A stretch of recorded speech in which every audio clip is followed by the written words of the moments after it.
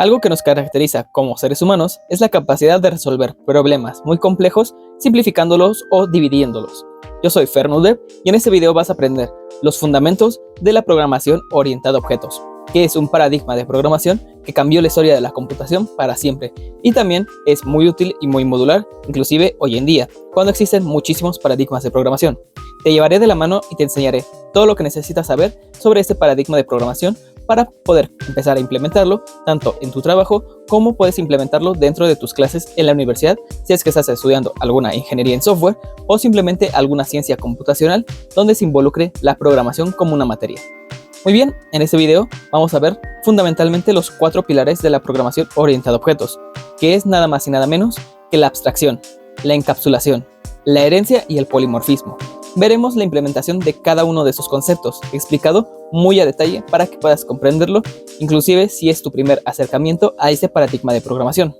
Muy bien, vamos a comenzar primero que nada a generar un proyecto base sobre el cual trabajar. Eso lo haremos creando un main.cpp y un archivo cmake.list.txt, el cual vamos a editar con Neovim. Si no sabes lo que es CMake, para qué sirve o cómo implementarlo dentro de tus proyectos de C++, te dejaré aquí arriba en las tarjetas y también abajo en la descripción los videos donde hablamos más a fondo sobre la herramienta de CMake, cómo vincular librerías externas como lo puede ser Qt6 y también cómo compilar multiplataforma, es decir, en este caso nos encontramos en un sistema tipo GNU Linux, pero puedes compilar para un sistema tipo Windows de 64 bits o de 32 bits. Simplemente especificamos la versión que necesitamos de CMake y también especificamos los datos del proyecto, el nombre, la versión y los lenguajes que vamos a utilizar. El CX simplemente le indica a CMake que puede utilizarse tanto C como lenguaje principal como C++. Ahora simplemente en Add Executable vamos a definir lo que es el nombre de nuestro ejecutable y los archivos que se van a compilar para generar dicho ejecutable. Perfecto, ahora simplemente vamos a comenzar a trabajar dentro de lo que es nuestro main.cpp. Vamos a generar un programa muy básico que nos sirva como base para comenzar a trabajar con todo lo que implica la programación orientada a objetos. Hacemos el include correspondiente de la librería IOStream que nos permite hacer el input y el output de la salida estándar de C++. También hacemos uso del using namespace std para ahorrarnos un poco de líneas de código.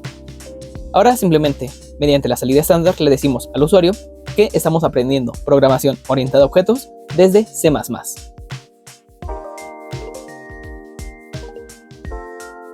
Perfecto, ahora simplemente colocamos unas secuencias de escape y mandamos a llamar a la función endline.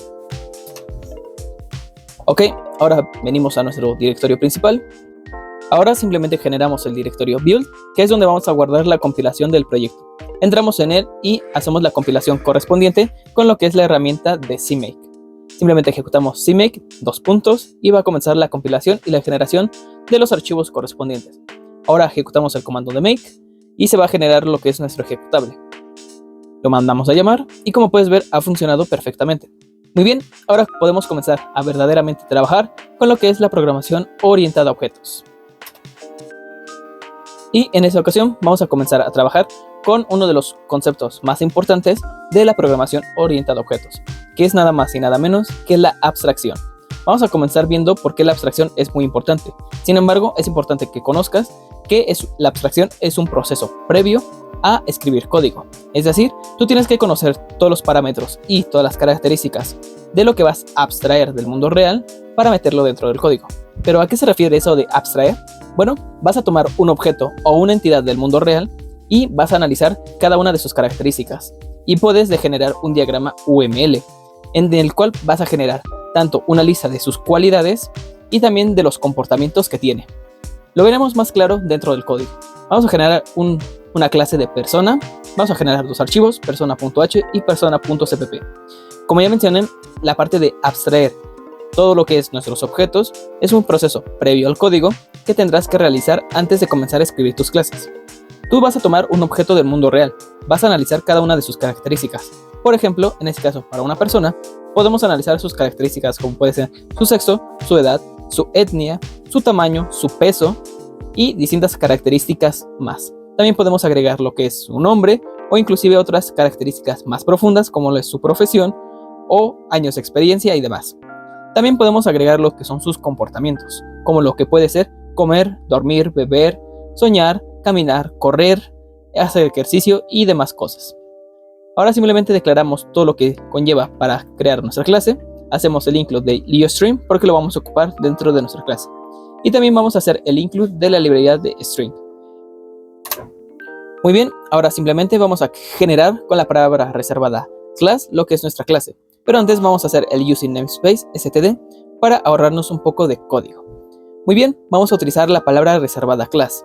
Las clases puedes pensarlas como un pequeño molde para galletas. Y los objetos que tú vas a instanciar simple y sencillamente son las galletas que tú vas a hornear con ese molde. Y ahora viene otra parte muy importante, que es la encapsulación. Como ya mencioné, la abstracción es un proceso previo a definir lo que es tu clase, sus atributos y sus métodos. Y dentro de la encapsulación vas a trabajar lo que es el rango de acceso de cada uno de esos atributos y de cada uno de sus métodos. Por ejemplo, en la parte de C++ podemos generar simplemente un bloque de código debajo de una directiva de acceso. Es decir, todo lo que coloquemos debajo de private va a ser de rango privado. También tenemos el rango de acceso protected y el public. Cada uno tiene sus distintas características y funcionalidades. Por ejemplo, el rango de acceso private va a generar variables o métodos que solo van a ser accesibles dentro de la clase. Es decir, tú puedes generar una variable, pero si quieres acceder fuera de la clase a dicha variable, no vas a poder hacerlo. Lo mismo pasa con protected. Sin embargo, protected es para herencia de clases. Es decir, si tú deseas generar una clase padre, base a la cual vas a generar muchas otras, y deseas heredarle atributos o métodos, puedes dejarlos en el apartado de protected para que así se herede. Si los dejas en la parte de private, no se van a heredar, puesto que solamente funcionan dentro del contexto de la clase donde lo has instanciado. Vamos a verlo con un ejemplo un poco más claro. Dentro de private vamos a generar un atributo que es edad. Es un atributo que posee todas las personas. Y dentro de protected vamos a generar otro atributo que puede ser de tipo string o una cadena de caracteres que va a ser simplemente el nombre de la persona. Como puedes ver, son características que cualquier persona puede tener. Y simplemente estamos colocando el rango de acceso que va a tener otras partes de nuestro programa para con dicha información. Ahora, dentro de public. Public simplemente va a poner todo a la vista. Es decir, podrás acceder a los métodos y a los atributos que coloques aquí en cualquier parte de tu código, siempre que instancies un objeto de tipo persona. Por ejemplo, vamos a colocar aquí la estatura de una persona. Y ahora vamos a generar lo que es un método constructor. Un método constructor no es nada más que una función que se llama cada vez que tú creas una nueva persona. Es decir, puedes verlo simplemente como agregarle chispitas a tu galleta cada vez que la acabas de hornear. Acabas de hornear una nueva galleta con tu molde, que es la clase. Y la galleta simple y sencillamente es lo que es tu objeto. Ahora vas a generarle algunas cosas como la inicialización de sus atributos. En este caso, con la analogía de las galletas, puedes verlo como colocarle chispas, algunas decoraciones o demás, o simplemente empaquetarla. Muy bien, ahora simplemente hemos generado una impresión mediante la salida estándar con un cout y le estamos informando al usuario que se ha instanciado una nueva persona. Y vamos a inicializar nuestra variable estatura en 1,90 m. Y también podemos inicializar dentro del constructor otros atributos dentro de nuestra clase, como lo puede ser el nombre. Vamos a asignar el nombre del canal, como lo es Fernudev. Y también podemos inicializar lo que es la variable de edad. Esto es una inicialización explícita dentro del constructor, pero también podemos pedir como argumento todos los datos que va a requerir lo que es nuestra clase. Muy bien, ahora vamos a generar un objeto en base a dicha clase. Vamos a salirnos de ese archivo. Nos movemos a lo que es nuestro archivo main.cpp. Y dentro de main.cpp vamos a hacer el include correspondiente de lo que es nuestra clase. Muy bien, simplemente hacemos el include. Entre comillas vamos a colocar el path o la dirección donde se encuentra dicho archivo. Vamos a incluir el archivo .h, que es el archivo de definiciones. Y aquí tenemos la instanciación de un objeto. Tenemos múltiples formas. En específico, les voy a mostrar 4 formas de crear e instanciar tus objetos dentro de C++. La primera es la más clásica, simplemente generar una variable de tipo persona, darle un nombre y no agregarle nada más, ¿ok? Aquí colocamos persona y vamos a ponerle P1. No colocamos nada más, puesto que el constructor que hemos definido está vacío, o sea que no nos pide información extra sobre nuestra persona. Pero también podemos generarlo en base a la función explícita del constructor. Es decir, generamos un objeto de tipo persona que vamos a llamar P2 y le igualamos a la función constructor de persona.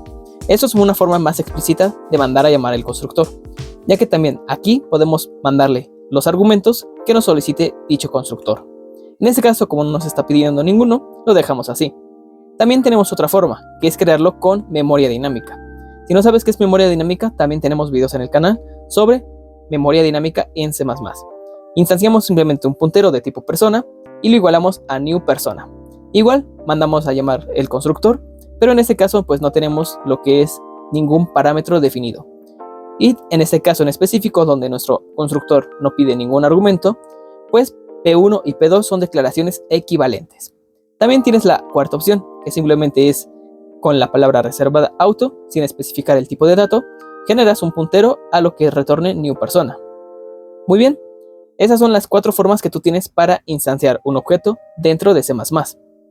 Y también podemos mandar a llamar algunos atributos y métodos con distintas formas de acceso, según sea la forma en la que tú instancies tus objetos. Es decir, va a ser distinta la forma en la que tú vas a llamar los métodos y los atributos de un objeto, dependiendo si lo creas con memoria normal o con memoria dinámica.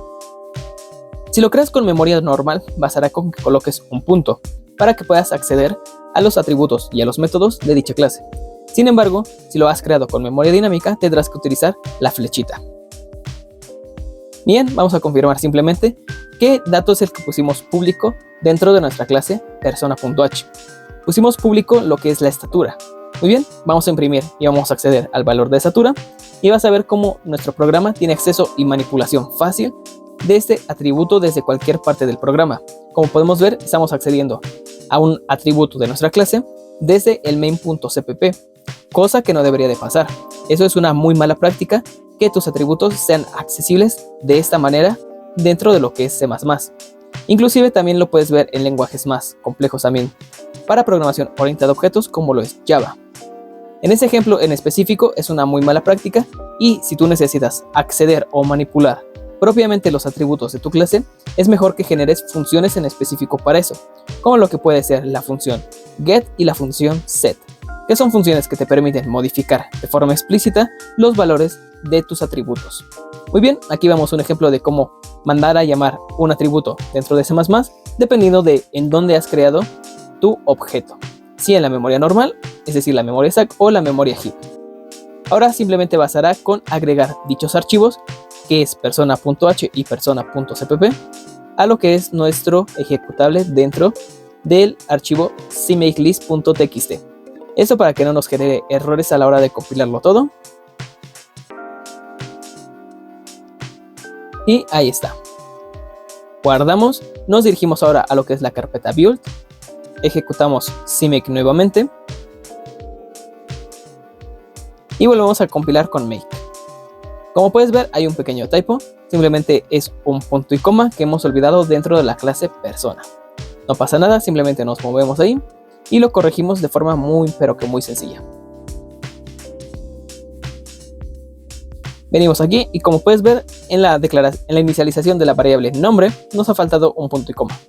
Es tan fácil como venir, lo colocamos y nos regresamos a la compilación de nuestro proyecto.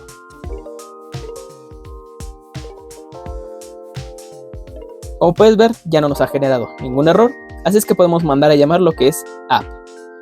Como puedes ver, el mensaje es el esperado, estamos aprendiendo PO en C++, y si recuerdas, dentro del constructor mandamos a imprimir persona inicializada o persona instanciada, y se ha hecho 4 veces. Y también accedimos correctamente a lo que es la estatura de las dos personas, persona 1 y persona 3, la cual para las dos es la misma, de 1.9 metros. Muy bien, vamos a comenzar a trabajar con otros aspectos dentro de nuestro main.cpp. Podemos editar todo esto y también, por ejemplo, ahorita accedimos simplemente para obtener el valor de dicha instancia, es decir, de dicho atributo. Sin embargo, también somos capaces de modificarlo. Y como ya mencioné, eso es una muy mala práctica y no debe de ocurrir en tu código. Como ya mencioné, si tú necesitas modificar aspectos en específico de tu código, es importante que generes las funciones, o mejor dicho, los métodos en específico para realizarlo. si tú quieres conocer el valor de un atributo, necesitas generar un método que se llame getAtributo y que retorne el valor de dicho atributo. Como puedes ver, modificamos dicho atributo dentro de la clase P1. Comenzó con una estatura de 1,90 m y terminó con una estatura de 1,60 m. Muy bien, ahora vamos a generar otras configuraciones y veremos más ejemplos de cómo trabajar con todo esto. En especial, ahorita mismo vamos a ver lo que es el polimorfismo para generar distintas formas de implementar un mismo método. Pero por ahora vamos a tratar de acceder a lo que es la variable edad. Si recordarás, es una variable de tipo privado y como puedes ver aquí nos genera el error correspondiente. Nos indica que si bien edad sí está dentro de persona, es privada para este contexto. Eso lo único que nos está diciendo el compilador es de que si bien edad sí está declarada dentro de persona, no tenemos los permisos o el rango de acceso necesario para acceder a dicha variable. Por lo tanto, no podemos obtener su valor y tampoco podemos modificarla fuera de la clase. Y como puedes ver, pues simplemente es el log del error. También nos manda errores de CMake y eso es lo que debería de pasar, ¿ok? Simplemente venimos y corregimos ese pequeño error. También si intentas modificar p1.edad o inclusive lo que estaba dentro de protected, que era el nombre, también te va a mandar exactamente el mismo error. Vamos a dejar solamente dos instancias de persona, ¿ok? Persona 1 generado de forma estática y también persona 2 generado de forma dinámica con la memoria heap. Vamos a generar ahora otro de los pilares de la programación orientada a objetos, el cual es el polimorfismo.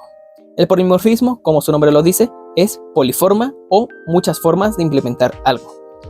Eso nada habla más que de otra cosa que de implementar distintas lógicas para un mismo método.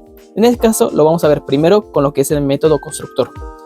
Como puedes ver, constructor no nos pide ningún argumento, no nos pide ningún dato en específico a la hora de crear un nuevo objeto de tipo persona. Sin embargo, podemos generar múltiples instancias de lo que es nuestro constructor. Modificamos un poco la estructura de la clase para dejar todos los atributos dentro de protected. Esto con la intención de en un futuro generar lo que es herencia y que dichos atributos también los tenga la clase hija de persona.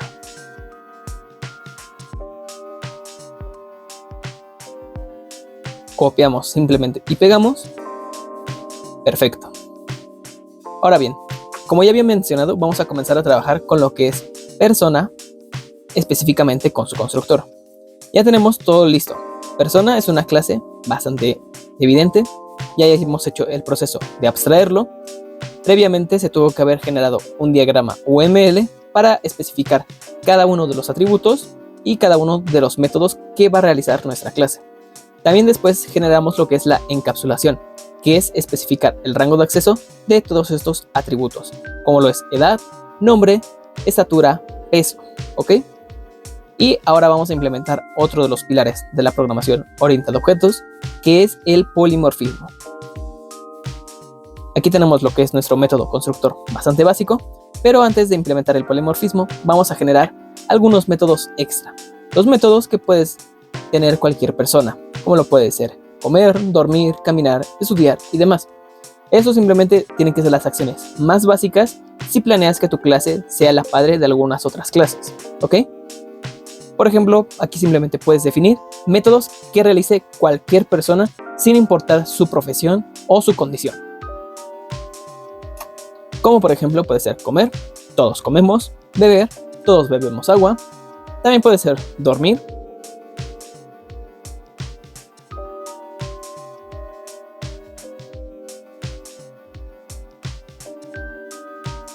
Puedes generar cuantos métodos tú quieras o tu clase necesite. En este caso simplemente lo vamos a dejar en 3 para no complicar un poco lo que es la estructura de la clase y dejarlo lo más simple posible para que tú puedas trabajar de una mejor manera.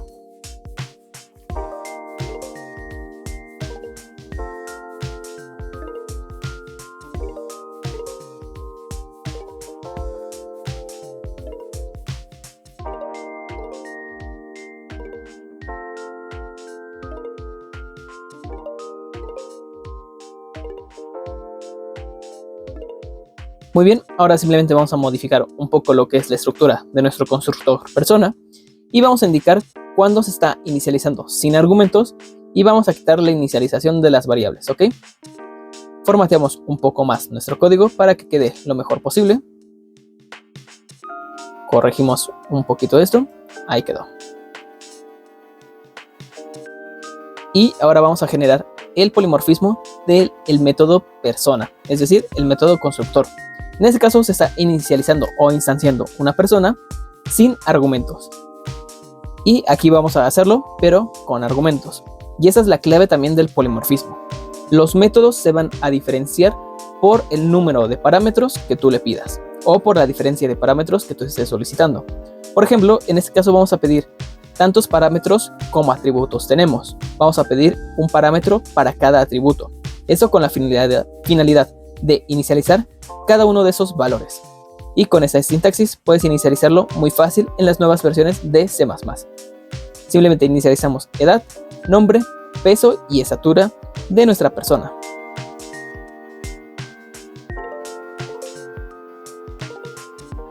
Y no solamente lo puedes hacer con el método constructor, sino que para cualquier método o inclusive los operadores de C++, con algo conocido como sobrecarga de operadores, puedes realizar múltiples lógicas según sea lo requerido. Por ejemplo, en este caso simplemente estamos utilizando lo que es el polimorfismo para el método constructor con distinto número de parámetros.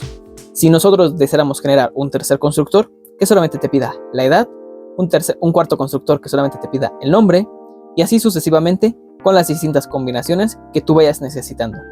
Y aquí simplemente indicamos que se ha instanciado una nueva persona con los argumentos requeridos. Acá arriba inicializamos una persona sin ningún argumento y las variables están en blanco, por lo cual tocaría en este caso en específico mandar a llamar los métodos set y los métodos get para configurar correctamente lo que es la clase. Pero si contamos con los datos correspondientes al momento de crear nuestro objeto, bueno, podemos mandar a llamar lo que es persona con los argumentos necesarios. Ahora te voy a mostrar cómo es implementar lo que es el polimorfismo para un método común. Simplemente vamos a hacerlo con comer y vamos a generar otro método comer, al cual le vamos a pasar una cadena de caracteres que va a ser la comida. Eso simplemente para mostrarle al usuario un mensaje. Simplemente en comer va a ser comiendo y en comer con el parámetro va a ser estoy comiendo y le vamos a concatenar lo que es el string de la comida. Eso nada más con formas didácticos para que tú veas de forma clara cómo se implementa lo que es el polimorfismo. Muy bien, ya que tenemos toda esta estructura básica dentro de nuestra clase persona, podemos comenzar a trabajar dentro del otro archivo .cpp. Un último vistazo a que todo en persona esté correcto. Y ahora vamos a comenzar a trabajar dentro de persona.cpp. Eso con la finalidad de darle cuerpo a nuestra clase, específicamente a sus métodos. Pero antes vamos a hacer una pequeña parada dentro de lo que es el main.cpp y vamos a crear lo que es nuestra persona con los valores que nos está pidiendo. Uno está creado con el constructor sin parámetros y el otro está construido con el constructor que sí tiene parámetros. Recibe lo que es la edad, el nombre, la estatura y el peso de nuestra persona. Compilamos nuevamente y vemos que funcione a la perfección. Muy bien, inclusive sin hacer ninguna otra modificación, como puedes ver aquí ya dice que una persona se ha instanciado sin argumentos y la otra persona se ha instanciado con argumentos. Es importante que no generes dos métodos con el mismo número de argumentos. Es decir, que tú tengas dos métodos constructor vacíos en sus argumentos. Bueno, eso te va a generar un error y pues no es una buena práctica tampoco. Ahora ya nos movimos a persona.cpp. Vamos a hacer el include correspondiente y vamos a darle cuerpo y definición a todos los métodos de la clase persona. En este caso vamos a comenzar con comer. Y simplemente mediante la salida estándar le vamos a avisar al usuario que está comiendo la persona. Cout y simplemente ponemos comiendo y 3 puntos suspensivos.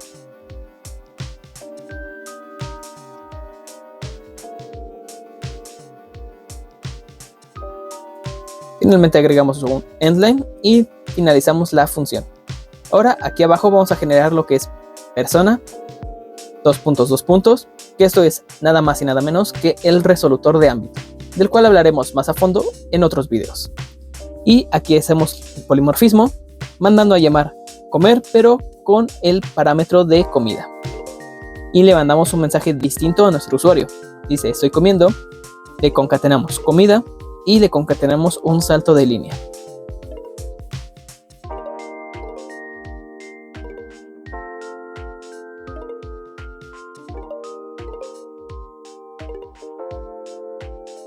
Perfecto.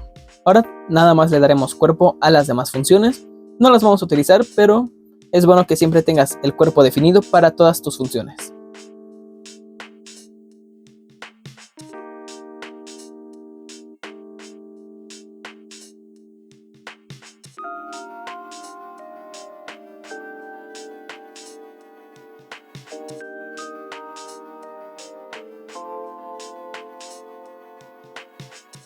Muy bien, ya tenemos una estructura de lógica suficiente para generar los ejemplos que necesitamos para que comprendas todo lo que es el polimorfismo. Espero que hasta este punto ya te haya quedado bastante claro todos los conceptos fundamentales de qué es lo que implica el polimorfismo.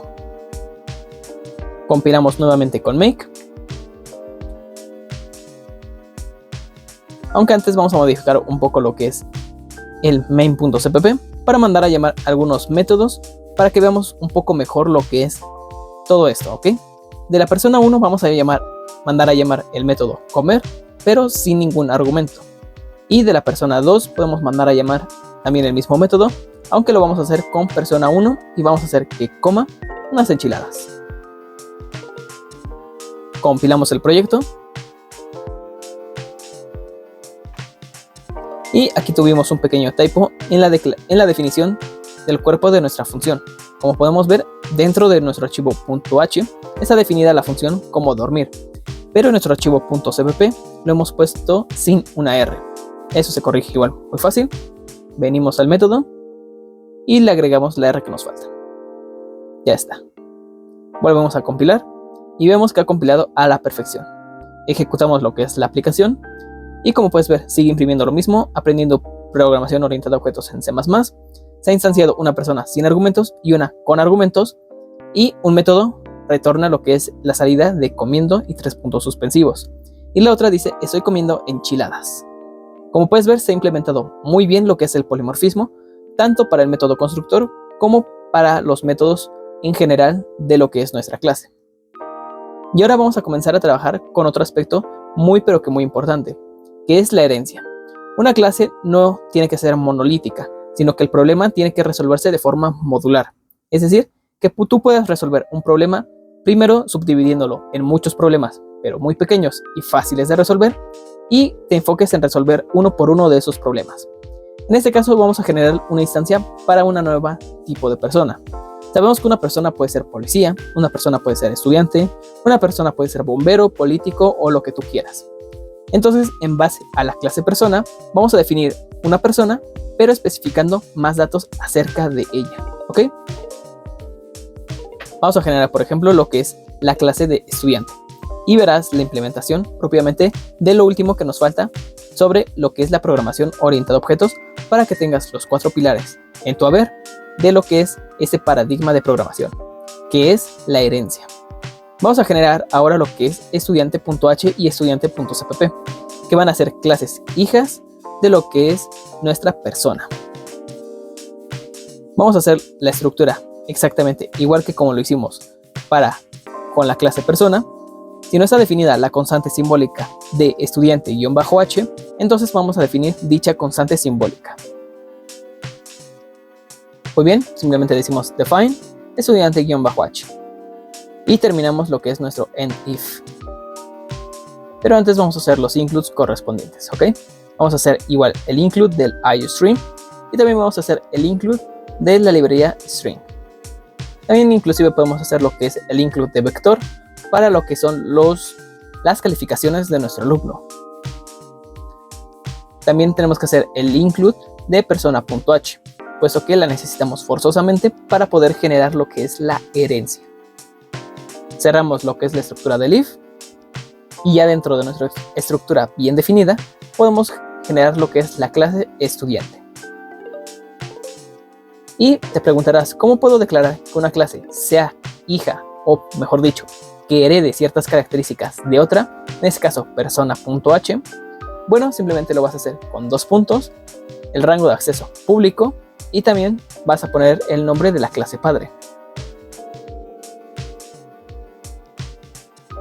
Y de esa forma tan sencilla ya has creado una clase hija de persona que va a tener sus atributos porque los pusimos en el rango protected y también va a tener acceso a lo que son sus rangos públicos en cuestión de métodos. Muy bien, ahora en private, como estudiante no va a generar ningún tipo de clase hija, no necesitamos que estos parámetros, o mejor dicho, esos atributos se pasen a una nueva generación o una nueva clase hija. Podemos generar lo que es el ID y también el string del nombre de la escuela donde está estudiando. Vamos a usar igualmente el using namespace std para ahorrarnos un poco de nuestro código.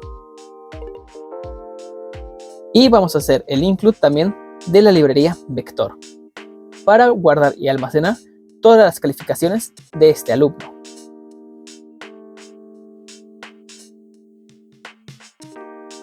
Como puedes ver, cada una de las clases está bien esquematizada. Si bien estudiante es una persona igual, al heredar de la clase persona, ya también hereda lo que es el nombre, el peso, la estatura, el sexo y demás cosas, o también puede ser la edad.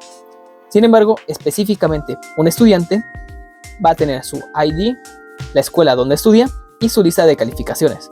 Sin embargo, si bien un estudiante forzosamente es una persona no forzosamente es un estudiante. Entonces, esa es la jerarquía que hay dentro de nuestras clases. Ahora generamos también nuestro método constructor. Lo generamos vacío simplemente. Y generamos un poco de polimorfismo en este caso también, para que nos pida lo que es el ID y el nombre de la escuela. No vamos a pedirle ninguna inicialización de las calificaciones, pues estamos suponiendo, por ejemplo, que vas a aplicar esas clases y esa estructura de datos para un sistema escolar. Entonces, cuando registras un nuevo alumno, no puedes registrar sus calificaciones, puesto que el alumno todavía no ha cursado sus materias y por lo tanto aún no tiene calificaciones. Sin embargo, puedes definir métodos para ir agregando calificaciones de parciales o incluso de materias con una estructura de datos más compleja, como lo es MAP, para el estudiante. Y eso ahí es donde entran los métodos que te había comentado, los getters y los setters. Muy bien, ahora simplemente vamos a hacer lo que es la inicialización, tanto del ID como del nombre de la escuela donde estudia nuestro estudiante.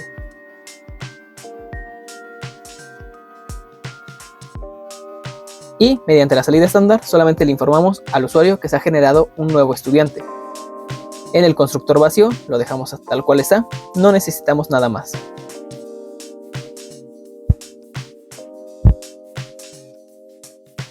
Y por ejemplo aquí podemos agregar lo que te dije del método para append calificación. Vamos a pedir lo que es la calificación en tipo de dato flotante y vamos a mandar a llamar al método, al atributo calificaciones con el método push. Aquí hay un pequeño error, espero que lo estés notando desde ahorita, pero el método correcto es pushback, no solamente push.